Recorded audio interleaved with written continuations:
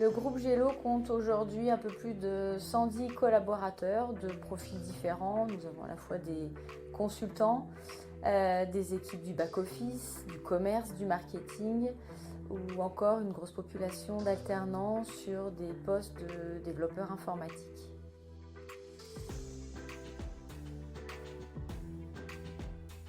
Nous avons à peu près 80% d'itinérants liés au métier de conseil, amenés à se déplacer soit en véhicule, soit en transport en commun. Et à ces 80% s'ajoute une vingtaine de collaborateurs au profil plutôt sédentaire.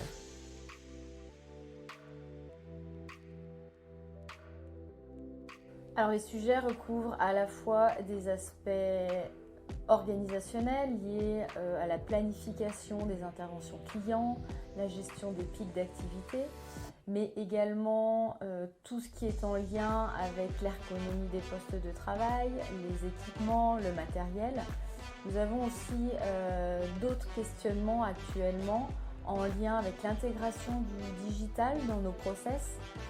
Donc on va avoir tout un accompagnement au changement des équipes. Et enfin, une dernière problématique en lien avec les impacts du télétravail. Pendant la période du Covid, nous sommes passés à un rythme de 1 jour par semaine à 2 jours en post-Covid. Donc à terme, il va falloir suivre les impacts de ce nouveau rythme sur les conditions de travail de nos collaborateurs. Alors ce qui a poussé le groupe Gélo à mettre en place une stratégie QVCT, c'est notre cœur même d'activité. Nous devons d'être exemplaires vis-à-vis de nos clients, mais également vis-à-vis de nos collaborateurs, et nous souhaitons être un véritable laboratoire social. Cette stratégie, on peut dire qu'elle a été initiée dès la création du groupe en 2005 et montée en puissance avec le recrutement d'un responsable QSSE qui travaille à mes côtés et mène notamment dans l'élaboration du plan annuel de prévention des risques dans lequel nous intégrons toute la dimension RPS. Cette dimension RPS est notamment intégrée grâce à l'outil SpeakUp qui est un véritable baromètre social que nous déployons en interne depuis 2018. Et cette démarche nous permet d'être en phase avec la nouvelle loi santé au travail. Notre démarche QVCT repose sur une approche pluridisciplinaire des 4M by JLO. Cette approche nous permet de définir différents objectifs, notamment des objectifs en termes de formation de nos collaborateurs. Et là, nous allons être sur la thématique du mieux anticipé, sur des objectifs en lien avec les fondements de notre politique diversité et égalité professionnelle. Et là, nous allons être sur le mieux vivre ensemble. Des objectifs en lien avec le suivi des actions définies dans le PAPRI Pacte, le suivi du taux d'absentéisme, le suivi du taux accident du travail. Et là, nous sommes sur une approche du mieux travailler. Et enfin, des objectifs en lien avec l'accès au télétravail, à des mesures de meilleure conciliation des temps de vie. Et là, nous sommes sur le domaine du mieux se réaliser. Ce qui est important pour qu'une démarche QVCT s'ancre dans une dynamique d'amélioration continue, c'est qu'elle soit portée par l'ensemble des membres du comité de direction et relayée auprès des équipes.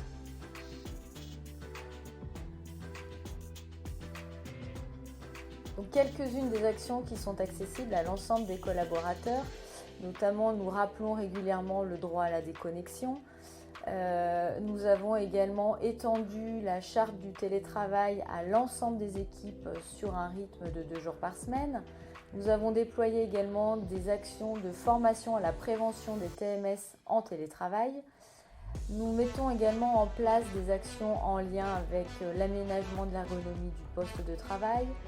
Nous travaillons aussi sur des mesures en lien avec la parentalité. Nous sommes amenés à proposer des places en crèche d'entreprise, des aménagements d'horaires. Nous réfléchissons aussi à des actions en lien avec les salariés. Voilà quelques-unes des actions qui favorisent la QVCT de nos collaborateurs.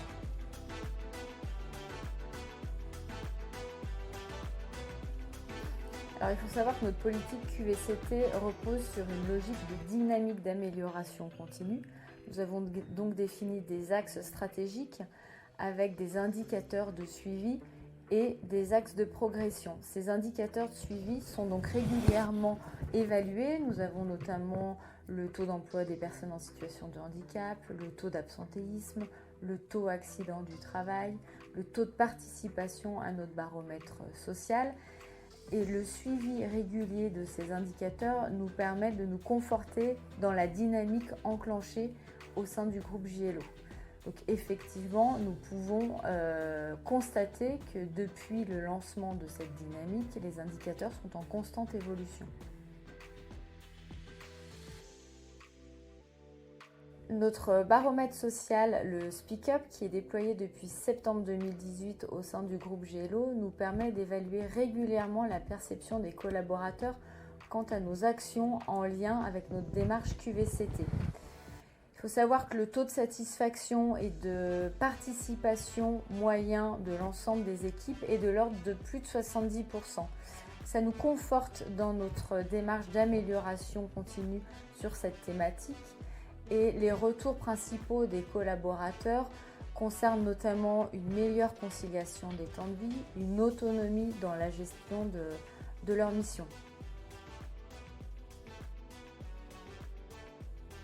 Toujours dans une démarche d'amélioration continue, le groupe JLO souhaite déployer de nouvelles actions en lien avec la prévention des TMS, aussi bien à l'attention de ses salariés itinérants que ses équipes de sédentaires. Aussi, travailler avec AxoMove va nous permettre de déployer de nouvelles actions qui vont reposer sur la promotion du mouvement pendant le temps de travail.